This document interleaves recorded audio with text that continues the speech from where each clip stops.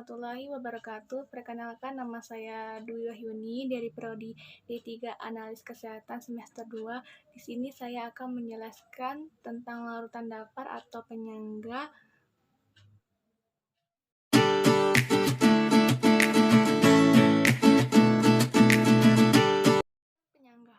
Larutan penyangga adalah larutan yang dapat mempertahankan pH akibat atau penambahan sedikit asam basa atau karena pengenceran. Larutan penyangga atau larutan buffer adalah larutan yang pH-nya praktis tidak berubah walaupun ditambahkan sedikit asam, sedikit basa atau bila larutan tersebut diencerkan. Larutan penyangga mengandung campuran asam lemah dan basa konjungsinya atau basa lemah dan asam konjungsinya. Dibedakan menjadi dua.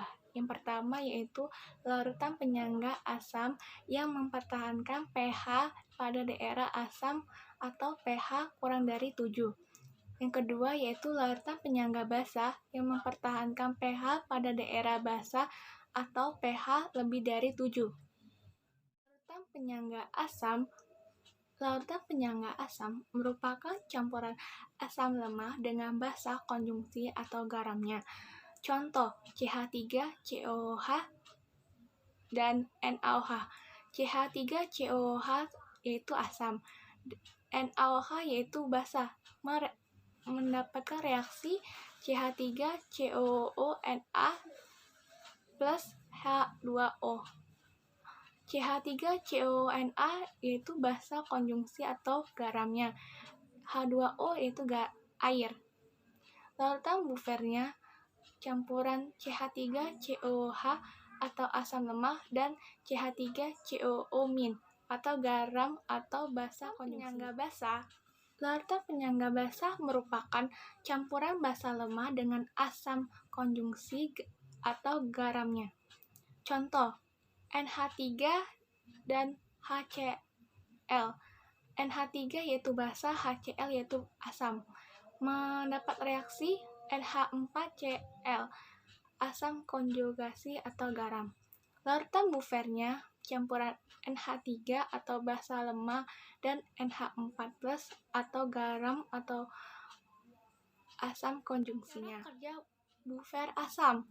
Contoh larutan penyangga asam yaitu CH3COOH dan CH3COO-.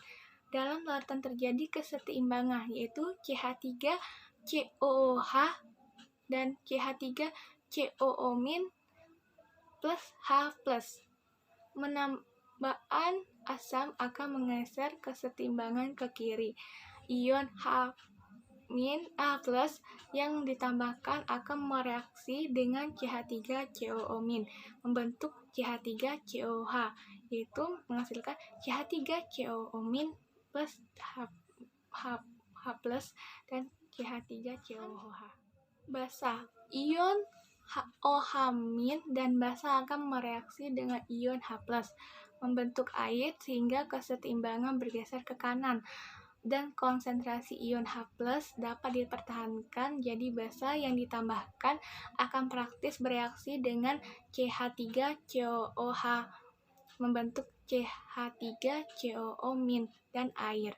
Jadi hasilnya itu CH3COOH plus OH- CH3COOH COO- plus H2O. Cara kerja buffer basa. Contoh larutan penyangga basa yaitu NH3 dan NH4+. Dalam larutan kesetimbangan yaitu NH3 plus H2O, NH4 plus OH-. Penamaan asam ion H+ dari asam akan mengikat ion OH- sehingga kesetimbangan bergeser ke kanan dan konsentrasi ion OH- dapat dipertahankan.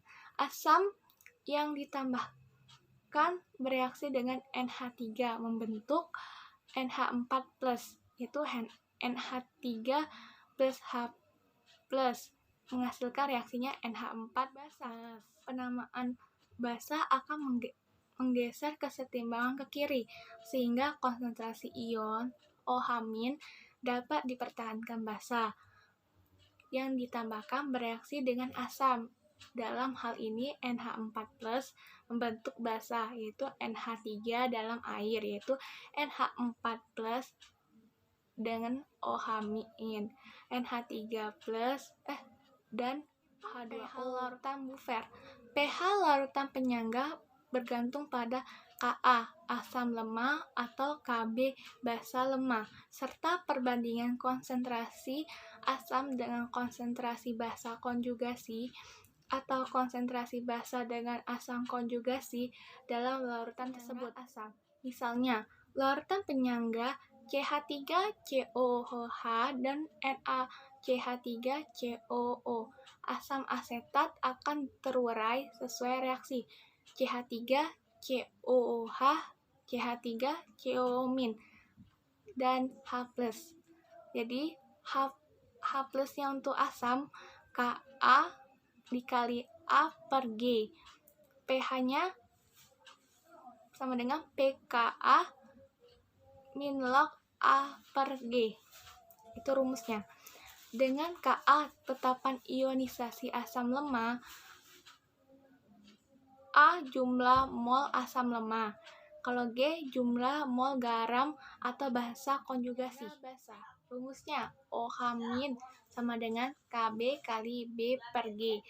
POH sama dengan PKB min log B per G. Keterangannya, Kb tetapan ionisasi basa lemah, A jumlah mol basa lemah, G jumlah mol garam atau asam konjugasi. Larutan penyangga. Yang pertama, larutan penyangga digunakan dalam kimia analitik, biokimia, bakteriologi, fotografi, industri kulit dan warna. Cairan tubuh baik intrasel maupun cairan luar sel merupakan larutan penyangga. Sistem penyangga yang utama dalam cairan intrasel adalah pasangan asam basa konjugasi. Penyangga cairan luar sel atau darah adalah pasangan asam basa konjugasi H2CO3 dengan HCO3-. Larutan penyangga tersebut menjaga pH darah hampir konstan, yaitu sekitar 7,4. Apabila mekanisme pengatur pH darah gagal, pH asidosis atau peningkatan pH ke atas 7,8 alkolos. Faktor yang menyebabkan keadaan asidosis adalah penyakit jantung, penyakit ginjal, diabetes mellitus, diare terus-menerus, atau makanan berkadar protein tinggi dalam jangka waktu lama. Alkalosis disebabkan oleh muntah yang hebat, hiperventilasi, atau bernapas berlebihan karena cemas atau karena ketinggian.